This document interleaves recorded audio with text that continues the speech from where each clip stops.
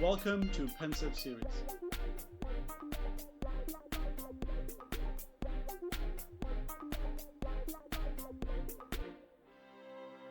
This is an adapted version of Ralph Waldo Emerson's phenomenal essay on self-reliance. Emerson was an American essayist and poet who led the 19th century transcendentalist movement. In this essay, he championed self-reliance and individualism as a virtue and contrasted it with other concepts, such as dependence or conformity. He emphasizes to follow your own voice. Because the original can be difficult to read, I have created an adapted version that is hopefully easier to access. Self-Reliance, an introduction to Ralph Waldo Emerson. The great man is he who in the midst of the crowd keeps with perfect sweetness the independence of solitude. Ralph Waldo Emerson. When I attended high school in Germany, I was deterred by philosophy's complex logic. It was only when I moved abroad for college that I reconsidered studying philosophy. I observed a pattern among successful investors. They all thought independently and studied philosophy. Billionaire investor and philanthropist George Soros studied philosophy under Karl Popper at the London School of Economics. André Castellani studied philosophy before his father sent him to Paris to work as a stockbroker.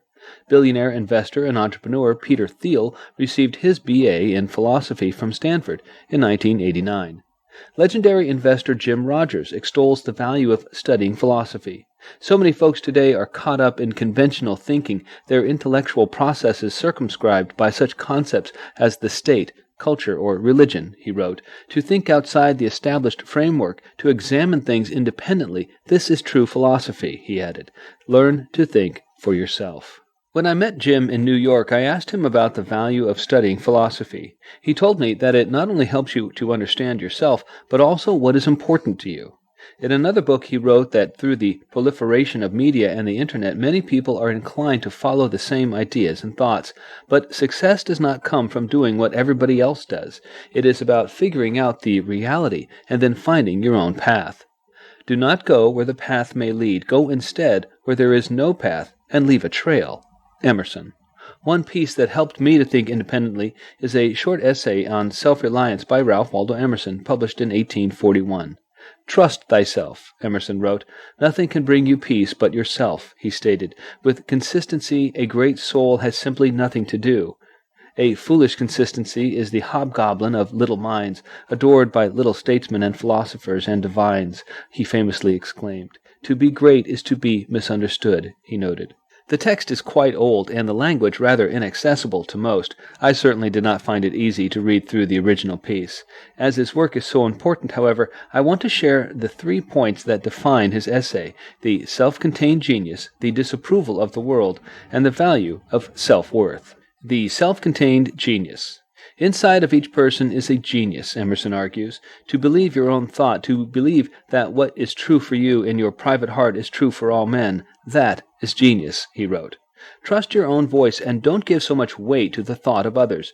What made great thinkers great is that they didn't disregard their own thoughts. There is something unique and original about you. Find a way to express it. Envy is ignorance. Imitation is suicide, Emerson wrote. Don't try to copy someone else. Envy will not get you ahead. You know better than anyone else what your strengths are. Follow your interest, and it will lead you to where you need to go. Accept your situation and then find a way to improve it. For that you must be brave and courageous. There is a lot you can learn from children. They trust their own impressions. They're not aware of what other people think about them. They just do things. Infancy conforms to nobody. All conform to it, Emerson wrote. Brazilian novelist Paulo Coelho talks about this too. A child can teach an adult 3 things: to be happy for no reason, to always be busy with something, and to know how to demand with all his might that which he desires, he wrote. Do not wish for younger years or yearn to be older in the hope that things will be better. Be who you are right now, and don't try to please other people or beg for their approval. Do what you think is right. You don't need people's approval to advance your purpose. Be indifferent to the judgment of others, and don't worry about what you said before. Speak what you think today in hard words, and tomorrow speak what tomorrow thinks in hard words again, though it contradict everything you said today. Ralph Waldo Emerson. Be true to yourself. Others will try to stop you, but don't let them. The disapproval of the world. Society everywhere is in conspiracy against the manhood of every one of its members. Society is a joint stock company in which the members agree, for the better securing of his bread to each shareholder, to surrender the liberty and culture of the eater. The virtue in most request is conformity. Self-reliance is aversion. It loves not realities and creators, but names and customs. Society will try to make you conform. People are more comfortable with what they are familiar with. They will tell you what you should be or what you can't do. Don't conform, or else you will lose your soul. You will lose your originality and creativity.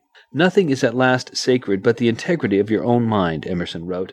No law can be sacred to me but that of my nature. Good and bad are but names very readily transferable to that or this. The only right is what is after my constitution. The only wrong is what is against it, he added.